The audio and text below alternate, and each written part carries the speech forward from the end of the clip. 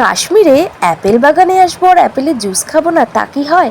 দেখো এখানে এদের কিছু অ্যাপেল এদের স্টক করা ছিল, আর এই মেশিনটাতে এখন বানাবে হচ্ছে অ্যাপেলের জুস। ওরা কিন্তু এক ফোঁটাও জল দেবে না, জল ছাড়াই একদম অ্যাপেলের জুস বানাবে। প্রচুর অ্যাপেল নিয়ে চলে এসেছে। আর হ্যাঁ, এই জলটা কিন্তু জাস্ট দিল ওরা মেশিনের ভেতরটা একবার পরিষ্কার করে নেওয়ার জন্য। দেখো প্যাকেটে করে জল নিয়ে ওরা আবার সেই জলটা ফেলেও দিয়েছে, জাস্ট ক্লিন করার জন্য নিয়েছিল। এখন হচ্ছে এর ভেতরে অ্যাপেল দিয়ে এরমভাবে ঘুরিয়ে অ্যাপেলের জুস তৈরি হচ্ছে। এক ফোঁটাও কিন্তু জল নেই।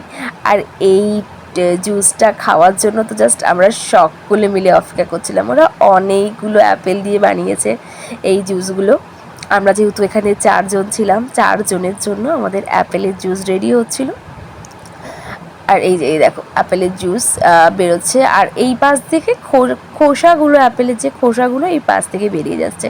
তো যাই হোক, আমার হাতে চলে এসেছে এখন অ্যাপেলের জুস, আর এটা খেতে জাস্ট অসাধারণ।